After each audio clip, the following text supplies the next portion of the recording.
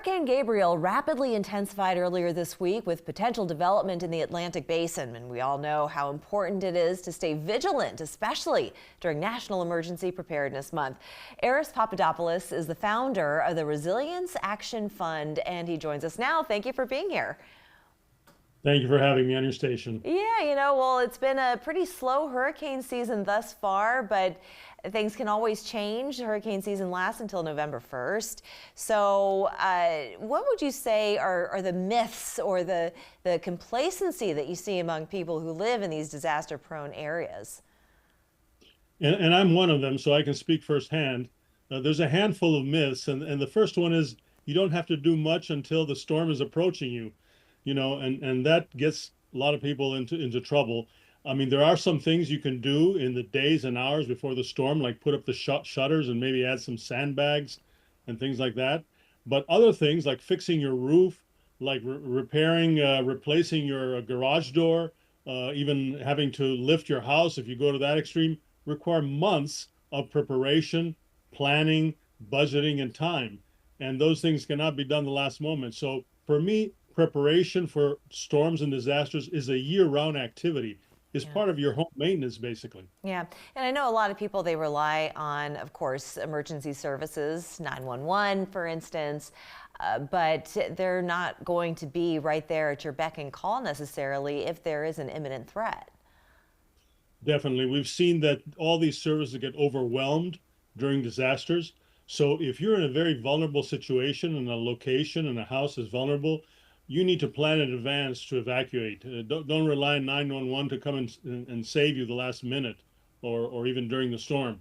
So, preparation in terms of your own personal and your family's kind of, safety is very important. It has to be done, well in advance. You have to know your risk, and you have to know, well, if that storm is coming close to me, I better have a plan to evacuate early rather than last minute. That's true. That's true. And when you do say prepare before the storm is even a thing, when you start to need people to do things around your house, to hire help to gird it from potential flooding and other issues, well, they're going to come at a premium if they come at all.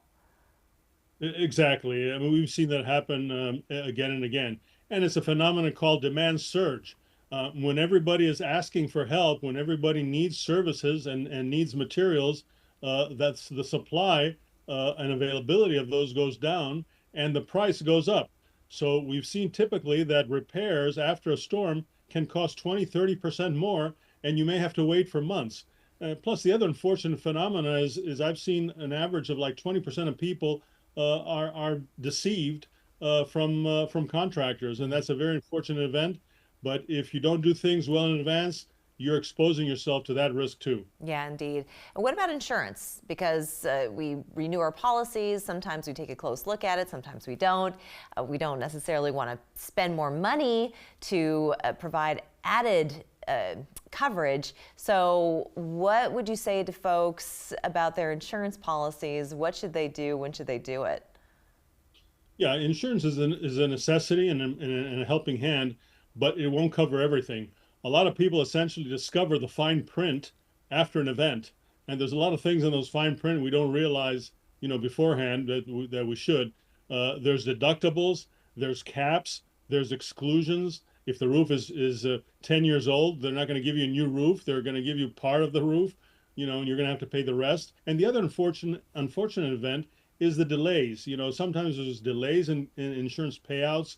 The assessors disagree, the appraisers. Sometimes there are two insurers, one for flood, one for wind, and they are not trying to pay, each other. Sure. So, expect delays. I want to get to your book in just a moment, but how can technology help in preparedness?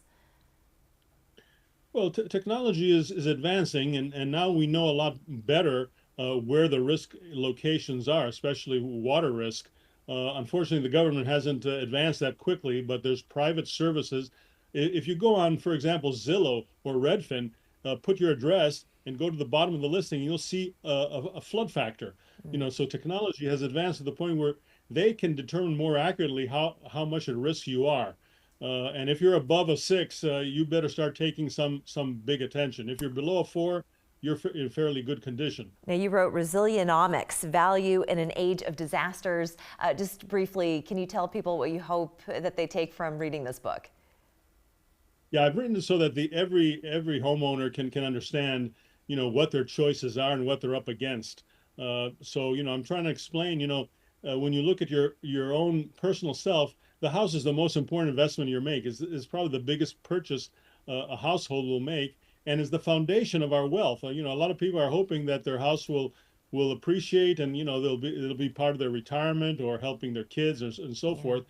But unfortunately, if you pick a house that's vulnerable, if you pick a house that's not resilient, you're going to lose that savings. And I see people set back a decade or so Mm, in terms of their working lives, in terms of their working savings, when they make the wrong choices, when they yeah. pick the wrong location, and when they don't invest in maintaining their house. And, Good and that's point. what I'm trying to convey to people, those ideas. Very good. Aris Papadopoulos, thank you so much for joining us.